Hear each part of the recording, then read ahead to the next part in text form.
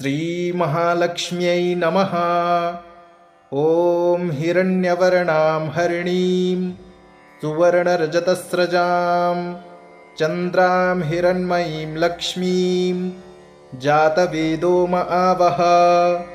तां म आवह जातवेदो लक्ष्मीमनपगामिनीं यस्यां हिरण्यं विन्देयं गामश्वं पुरुषानहम्। अश्वपूर्वां रथमध्यां हस्तिनादप्रमोदिनीं श्रियं देवीमुपहवये श्रीर्मा देवी जुषतां। कां सोऽस्मितां हिरण्यप्राकारा मार्द्रां ज्वलन्तीं तृप्तां तर्पयन्तीं पद्मे स्थितां पद्मवर्णां तामिहोपभये श्रियम्। चन्द्रां प्रभासां यशसा ज्वलन्तीं श्रियं लोके देवजुष्टामुदारां तां पद्मिनीमीं शरणं प्रपद्ये। अलक्ष्मीर्मे नश्यतां त्वां वृणे आदित्यवर्णे तपसोऽधिजातो वनस्पतिस्तव वृक्षोऽथ बिल्वः। तस्य फलानि तपसानुदन्तु या अन्तरायाश्च बाह्या अलक्ष्मीः। उपैतु मां देवसखः कीर्तिश्च मणिना सह। प्रादुर्भूतोऽस्मि राष्ट्रेऽस्मिन् कीर्तिमृद्धिं ददातु मे। क्षुत्पिपासामलां ज्येष्ठामलक्ष्मीं नाशयाम्यहम्। अभूतिमसमृद्धिं च सर्वां निर्णुद मे गृहात्। गन्धद्वारां दुराधर्षां नित्यपुष्टां करीषिणीं ईश्वरीं सर्वभूतानां तामिहोपभये श्रियम्। मनसः काममाकूतिं वाचः सत्यमशीमहि। पशूनां रूपमन्नस्य मयि श्रीः श्रयतां यशः। कर्दमेन प्रजा भूता मयि सम्भव कर्दम। श्रियं वासय मे कुले मातरं पद्ममालिनीम्। आपः सृजन्तु स्निग्धानि चिक्लीतवस मे गृहे। निजदेवीं मातरं श्रियं वासय मे कुले। आर्द्रां पुष्करिणीं पुष्टिं पिङ्गलां पद्ममालिनीं चन्द्रां हिरण्मयीं लक्ष्मीं जातवेदो म आवह। आर्द्रां यः करिणीं यष्टिं सुवर्णां हेममालिनीं सूर्यां हिरण्मयीं लक्ष्मीं जातवेदो म आवह। तां म आवह जातवेदो लक्ष्मीमनपगामिनीं यस्यां हिरण्यं प्रभूतं गावो दास्योश्वान् विन्देयं पुरुषानहम्। यः शुचिः प्रयतो भूत्वा जुह्यदाज्यमन्वहम्। सूक्तं पञ्चदशर्चं च श्रीकामः सततं जपेत्। श्रीशिवप्रदोषस्तोत्रम्। जय देव जगन्नाथ जय शङ्कर शाश्वत। जय सर्वसुराध्यक्ष जय सर्वसुरार्चित। जय सर्वगुणातीत जय सर्ववरप्रद। जय नित्यनिराधार जय विश्वम्भराव्यय। जय विश्वैकवन्द्येश जय नागेन्द्रभूषण। जय गौरीपते शम्भो जय चन्द्रार्धशेखर। जय कोट्यर्कसङ्काश जयानन्तगुणाश्रय। जय भद्रविरूपाक्ष जयाचिन्त्यनिरञ्जन। जय नाथ कृपासिन्धो जय भक्तार्तिभञ्जन। जय दुस्तरसंसार सागरोत्तारणप्रभो। प्रसीद मे महादेव संसारार्तस्य खिद्यतः। सर्वपापक्षयं कृत्वा रक्ष मां परमेश्वर। महादारिद्र्यमग्नस्य महापापहतस्य च महाशोकनिविष्टस्य महारोगातुरस्य च ऋणभारपरीतस्य दह्यमानस्य कर्मभिः ग्रहैः प्रपीड्यमानस्य प्रसीद मम शङ्कर।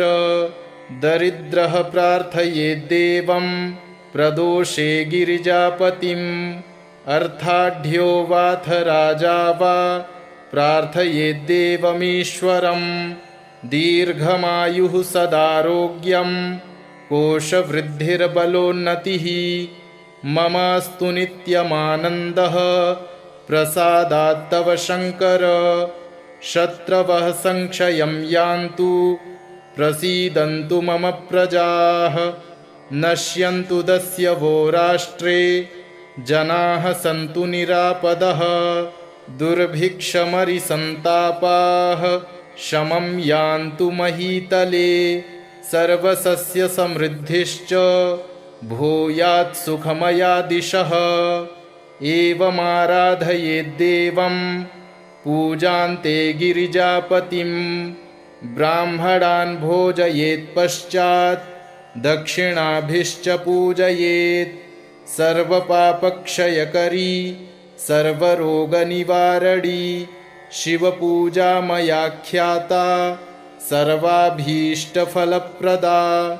ॐ हिरण्यवर्णां हरिणीं सुवर्णरजतस्रजां चन्द्रां हिरण्मयीं लक्ष्मीं जातवेदो म आवह तां म आवह जातवेदो लक्ष्मीमनपगामिनीं यस्यां हिरण्यं विन्देयं गामश्वं पुरुषानहम् अश्वपूर्वां रथमध्यां हस्तिनादप्रमोदिनीं श्रियं देवीमुपहवये श्रीर्मा देवी जुषतां कां सोऽस्मितां हिरण्यप्राकारा मार्द्रां ज्वलन्तीं तृप्तां तर्पयन्तीं पद्मे स्थितां पद्मवर्णां तामिहोपभये श्रियं चन्द्रां प्रभासां यशसा ज्वलन्तीं श्रियं लोके देवजुष्टामुदारां तां पद्मिनीमीं शरणं प्रपद्ये अलक्ष्मीर्मे नश्यतां त्वां वृणे। आदित्यवर्णे तपसोऽधिजातो वनस्पतिस्तव वृक्षोऽथ बिल्वः तस्य फलानि तपसानुदन्तु या अन्तरायाश्च बाह्या अलक्ष्मीः उपैतु मां देवसखः कीर्तिश्च मणिना सह प्रादुर्भूतोऽस्मि राष्ट्रेऽस्मिन् कीर्तिमृद्धिं ददातु मे क्षुत्पिपासामलां ज्येष्ठा मलक्ष्मीं नाशयाम्यहम् अभूतिमसमृद्धिं च सर्वां निरुदत मे गृहात् गन्धद्वारां दुराधर्षां नित्यपुष्टां करीषिणीम् ईश्वरीं सर्वभूतानां तामिहोपभये श्रियं मनसः काममाकूतिं वाचः सत्यमशीमहि पशूनां रूपमन्नस्य मयि श्रीः श्रयतां यशः कर्दमेन प्रजा भूता मयि सम्भव कर्दम श्रियं वासय मे कुले मातरं पद्ममालिनीम् आपः सृजन्तु स्निग्धानि चिक्लीतवसमे गृहे निजदेवीं मातरं श्रियं वासय मे कुले आर्द्रां पुष्करिणीं पुष्टिं पिङ्गलां पद्ममालिनीं चन्द्रां हिरण्मयीं लक्ष्मीं जातवेदो म आवह आर्द्रां यः करिणीं यष्टिं सुवर्णां हेममालिनीं सूर्यां हिरण्मयीं लक्ष्मीं जातवेदो म आवह तां म आवह जातवेदो लक्ष्मीमनपगामिनीं यस्यां हिरण्यं प्रभूतं गावो दास्योश्वान् विन्देयं पुरुषानहं यः शुचिः प्रयतो भूत्वा जुह्यदाज्यमन्वहम् सूक्तं पञ्चदशर्चं च श्रीकामः सततं जपेत्। जय देव जगन्नाथ जय शंकर शाश्वत जय सर्वसुराध्यक्ष जय सर्वसुरार्चित जय सर्वगुणातीत जय सर्ववरप्रद जय नित्यनिराधार जय विश्वंभराव्यय जय विश्वैकवन्द्येश जय नागेन्द्रभूषण जय गौरीपते शंभो जय चन्द्रार्धशेखर जय कोट्यर्कसङ्काश जयानन्तगुणाश्रय जय भद्रविरूपाक्ष जयाचिन्त्यनिरञ्जन जय नाथ कृपासिन्धो जय भक्तार्तिभञ्जन जय दुस्तरसंसार सागरोत्तारणप्रभो प्रसीद मे महादेव संसारार्तस्य खिद्यतः सर्वपापक्षयं कृत्वा रक्ष मां परमेश्वर महादारिद्र्यमग्नस्य महापापहतस्य च महाशोकनिविष्टस्य महारोगातुरस्य च ऋणभारपरीतस्य दह्यमानस्य कर्मभिः ग्रहैः प्रपीड्यमानस्य प्रसीद मम शङ्कर दरिद्रः प्रार्थयेद्देवं प्रदोषे गिरिजापतिम् अर्थाढ्यो वाथ राजा वा प्रार्थयेद्देवमीश्वरं दीर्घमायुः सदारोग्यं कोशवृद्धिर्बलोन्नतिः ममास्तु नित्यमानन्दः प्रसादात्तव शङ्कर शत्रवः संक्षयं यान्तु प्रसीदन्तु मम प्रजाः नश्यन्तु दस्यवो राष्ट्रे जनाः सन्तु निरापदः दुर्भिक्षमरिसन्तापाः शमं यान्तु महीतले सर्वसस्यसमृद्धिश्च भूयात् सुखमया दिशः एवमाराधयेद्देवं पूजान्ते गिरिजापतिं ब्राह्मणान् भोजयेत्पश्चात् दक्षिणाभिश्च पूजयेत् सर्वपापक्षयकरी सर्वरोगनिवारणी शिवपूजा मया ख्याता सर्वाभीष्टफलप्रदा।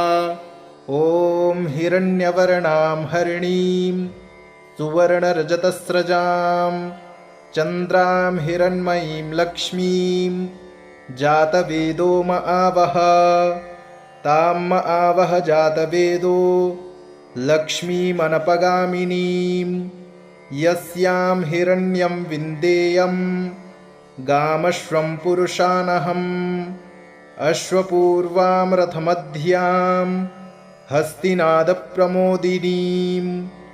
श्रियं देवीमुपहवये श्रीर्मा देवी जुषतां कां सोऽस्मितां हिरण्यप्राकारा मार्द्रां ज्वलन्तीं तृप्तां तर्पयन्तीं पद्मे स्थितां पद्मवर्णां तामिहोपभये श्रियं चन्द्रां प्रभासां यशसा ज्वलन्तीं श्रियं लोके देवजुष्टामुदारां तां पद्मिनीमीं शरणं प्रपद्ये अलक्ष्मीर्मे नश्यतां त्वां वृणे आदित्यवर्णे तपसोऽधिजातो वनस्पतिस्तव वृक्षोऽथ बिल्वः तस्य फलानि तपसानुदन्तु या अन्तरायाश्च बाह्या अलक्ष्मीः उपैतु मां देवसखः कीर्तिश्च मणिना सह प्रादुर्भूतोऽस्मि राष्ट्रेऽस्मिन् कीर्तिमृद्धिं ददातु मे क्षुत्पिपासामलां ज्येष्ठा मलक्ष्मीं नाशयाम्यहम् अभूतिमसमृद्धिं च सर्वां निर्णुद मे गृहात् गन्धद्वारां दुराधर्षां नित्यपुष्टां करीषिणीम् ईश्वरीं सर्वभूतानां तामिहोपभये श्रियं मनसः काममाकूतिं वाचः सत्यमशीमहि पशूनां रूपमन्नस्य मयि श्रीः श्रयतां यशः कर्दमेन प्रजा भूता मयि सम्भव कर्दम श्रियं वासय मे कुले मातरं पद्ममालिनीम् आपः सृजन्तु स्निग्धानि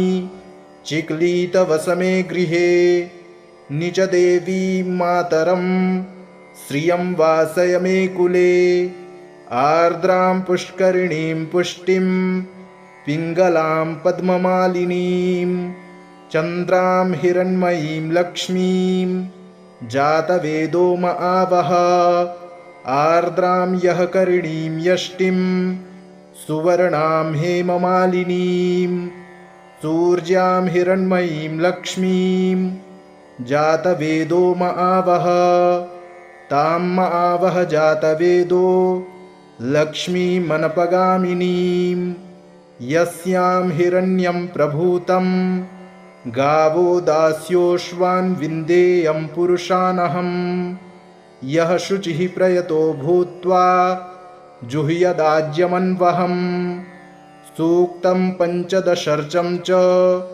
श्रीकामः सततं जपेत्।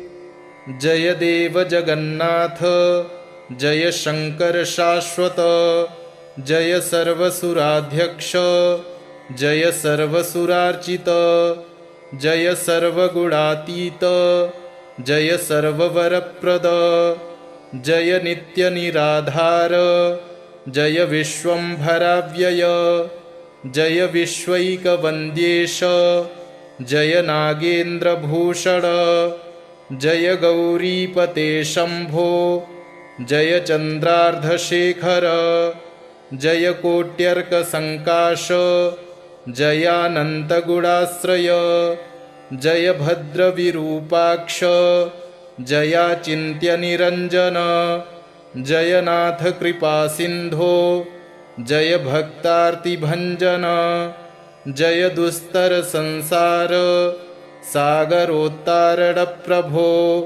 प्रसीद मे महादेव संसारार्तस्य खिद्यतः सर्वपापक्षयं कृत्वा रक्ष मां परमेश्वर महादारिद्र्यमग्नस्य महापापहतस्य च महाशोकनिविष्टस्य महारोगातुरस्य च ऋणभारपरीतस्य दह्यमानस्य कर्मभिः ग्रहैः प्रपीड्यमानस्य प्रसीद मम शङ्कर दरिद्रः प्रार्थयेद्देवं प्रदोषे गिरिजापतिम् अर्थाढ्यो वाथ राजा वा प्रार्थयेद्देवमीश्वरं दीर्घमायुः सदारोग्यं कोशवृद्धिर्बलोन्नतिः ममास्तु नित्यमानन्दः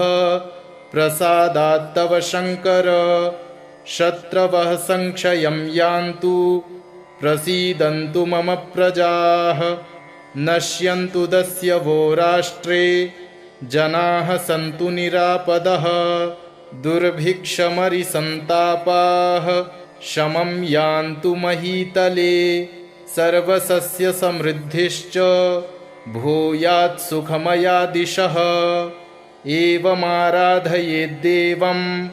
पूजान्ते गिरिजापतिं ब्राह्मणान् भोजयेत्पश्चात् दक्षिणाभिश्च पूजयेत् सर्वपापक्षयकरी सर्वरोगनिवारणी शिवपूजा मया ख्याता सर्वाभीष्टफलप्रदा।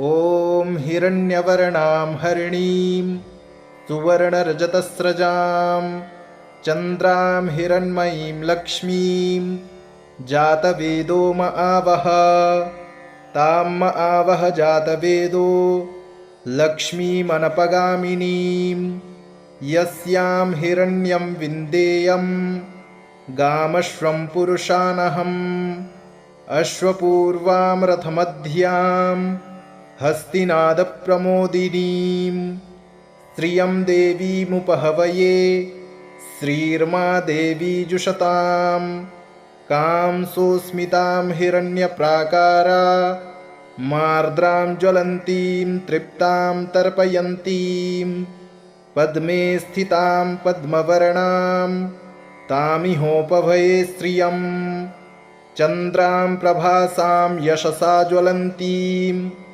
श्रियं लोके देवजुष्टामुदारां तां पद्मिनीमीं शरणं प्रपद्ये अलक्ष्मीर्मे नश्यतां त्वां वृणे आदित्यवर्णे तपसोऽधिजातो वनस्पतिस्तव वृक्षोऽथ बिल्वः तस्य फलानि तपसानुदन्तु या अन्तरायाश्च बाह्या अलक्ष्मीः उपैतु मां देवसखः कीर्तिश्च मणिना सह प्रादुर्भूतोऽस्मि राष्ट्रेऽस्मिन् कीर्तिमृद्धिं ददातु मे क्षुत्पिपासामलां ज्येष्ठा मलक्ष्मीं नाशयाम्यहम् अभूतिमसमृद्धिं च सर्वां निर्णुद मे गृहात् गन्धद्वारां दुराधर्षां नित्यपुष्टां करीषिणीम्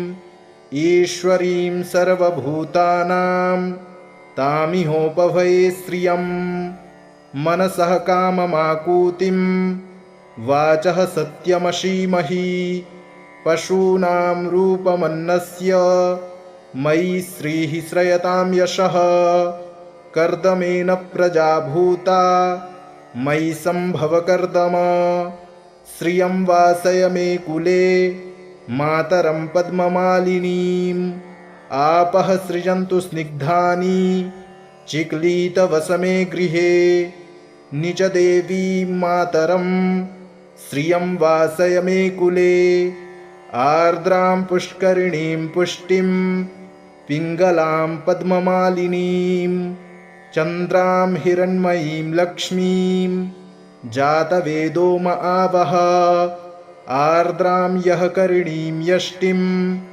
सुवर्णां हेममालिनीं सूर्यां हिरण्मयीं लक्ष्मीं जातवेदो म आवह तां म आवह जातवेदो लक्ष्मीमनपगामिनीं यस्यां हिरण्यं प्रभूतं गावो दास्योश्वान् विन्देयं पुरुषानहम् यः शुचिः प्रयतो भूत्वा जुह्यदाज्यमन्वहम् सूक्तं पञ्चदशर्चं च श्रीकामः सततं जपेत्।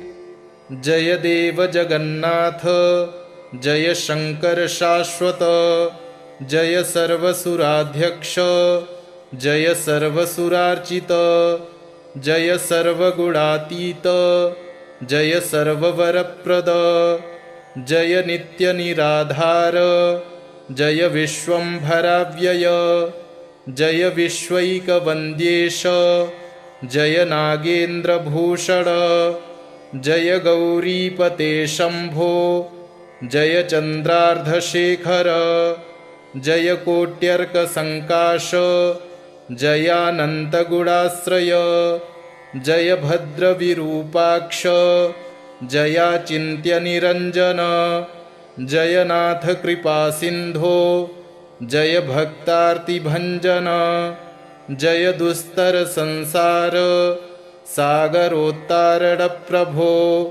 प्रसीद मे महादेव संसारार्तस्य खिद्यतः सर्वपापक्षयं कृत्वा रक्ष मां परमेश्वर महादारिद्र्यमग्नस्य महापापहतस्य च महाशोकनिविष्टस्य महारोगातुरस्य च ऋणभारपरीतस्य दह्यमानस्य कर्मभिः ग्रहैः प्रपीड्यमानस्य प्रसीद मम शङ्कर। दरिद्रः प्रार्थयेद्देवं प्रदोषे गिरिजापतिम्। अर्थाढ्यो वाथ राजा वा प्रार्थयेद्देवमीश्वरम्। दीर्घमायुः सदारोग्यं कोशवृद्धिर्बलोन्नतिः। ममास्तु नित्यमानन्दः प्रसादात्तव शङ्कर। शत्रवः संक्षयं यान्तु प्रसीदन्तु मम प्रजाः। नश्यन्तु दस्यवो राष्ट्रे जनाः सन्तु निरापदः। दुर्भिक्षमरिसन्तापाः शमं यान्तु महीतले। सर्वसस्यसमृद्धिश्च भूयात् सुखमया दिशः। एवमाराधयेद्देवं पूजान्ते गिरिजापतिम्। ब्राह्मणान् भोजयेत्पश्चात् दक्षिणाभिश्च पूजयेत्। सर्वपापक्षयकरी सर्वरोगनिवारणी शिवपूजा मया ख्याता सर्वाभीष्टफलप्रदा। ॐ हिरण्यवर्णां हरिणीं सुवर्णरजतस्रजां चन्द्रां हिरण्मयीं लक्ष्मीं जातवेदो म आवह। तां म आवह जातवेदो लक्ष्मीमनपगामिनीं। यस्यां हिरण्यं विन्देयं गामश्वं पुरुषानहम्। अश्वपूर्वां रथमध्यां हस्तिनादप्रमोदिनीं। श्रियं देवीमुपहवये श्रीर्मा देवी जुषतां। कां सोऽस्मितां हिरण्यप्राकारा मार्द्रां ज्वलन्तीं तृप्तां तर्पयन्तीं। पद्मे स्थितां पद्मवर्णां तामिहोपभये श्रियं। चन्द्रां प्रभासां यशसा ज्वलन्तीं श्रियं लोके देवजुष्टामुदारां। तां पद्मिनीमीं शरणं प्रपद्ये अलक्ष्मीर्मे नश्यतां त्वां वृणे। आदित्यवर्णे तपसोऽधिजातो वनस्पतिस्तव वृक्षोऽथ बिल्वः। तस्य फलानि तपसानुदन्तु या अन्तरायाश्च बाह्या अलक्ष्मीः। उपैतु मां देवसखः कीर्तिश्च मणिना सह। प्रादुर्भूतोऽस्मि राष्ट्रेऽस्मिन् कीर्तिमृद्धिं ददातु मे। क्षुत्पिपासामलां ज्येष्ठा मलक्ष्मीं नाशयाम्यहम्। अभूतिमसमृद्धिं च सर्वां निर्णुद मे गृहात्। गन्धद्वारां दुराधर्षां नित्यपुष्टां करीषिणीम्। ईश्वरीं सर्वभूतानां तामिहोपभये श्रियं। मनसः काममाकूतिं वाचः सत्यमशीमहि। पशूनां रूपमन्नस्य मयि श्रीः श्रयतां यशः। कर्दमेन प्रजा भूता मयि सम्भव कर्दम। श्रियं वासय मे कुले मातरं पद्ममालिनीम्। आपः सृजन्तु स्निग्धानि चिक्लीतवस मे गृहे। निजदेवीं मातरं श्रियं वासय मे कुले। आर्द्रां पुष्करिणीं पुष्टिं पिङ्गलां पद्ममालिनीं। चन्द्रां हिरण्मयीं लक्ष्मीं जातवेदो म आवह। आर्द्रां यः करिणीं यष्टिं सुवर्णां हेममालिनीं। सूर्यां हिरण्मयीं लक्ष्मीं जातवेदो म आवह। तां म आवह जातवेदो लक्ष्मीमनपगामिनीं। यस्यां हिरण्यं प्रभूतं गावो दास्योश्वान् विन्देयं पुरुषानहम्। यः शुचिः प्रयतो भूत्वा जुह्यदाज्यमन्वहम्। सूक्तं पञ्चदशर्चं च श्रीकामः सततं जपेत्। जय देव जगन्नाथ जय शंकर शाश्वत, जय सर्वसुराध्यक्ष, जय सर्वसुरार्चित, जय सर्वगुणातीत, जय सर्ववरप्रद, जय नित्यनिराधार, जय विश्वंभराव्यय, जय विश्वैकवन्द्येश, जय नागेन्द्रभूषण, जय गौरीपते शंभो, जय चन्द्रार्धशेखर, जय कोट्यर्कसङ्काश, जयानन्तगुणाश्रय, जय भद्रविरूपाक्ष, जयाचिन्त्यनिरञ्जन, जय नाथ कृपासिन्धो, जय भक्तार्तिभञ्जन, जय दुस्तरसंसार सागरोत्तारणप्रभो, प्रसीद मे महादेव, संसारार्तस्य खिद्यतः, सर्वपापक्षयं कृत्वा रक्ष मां परमेश्वर, महादारिद्र्यमग्नस्य महापापहतस्य च, महाशोकनिविष्टस्य महारोगातुरस्य च, ऋणभारपरीतस्य दह्यमानस्य कर्मभिः ग्रहैः प्रपीड्यमानस्य, प्रसीद मम शङ्कर, दरिद्रः प्रार्थयेद्देवं प्रदोषे गिरिजापतिम्, अर्थाढ्यो वाथ राजा वा प्रार्थयेद्देवमीश्वरम्, दीर्घमायुः सदारोग्यं कोशवृद्धिर्बलोन्नतिः, ममास्तु नित्यमानन्दः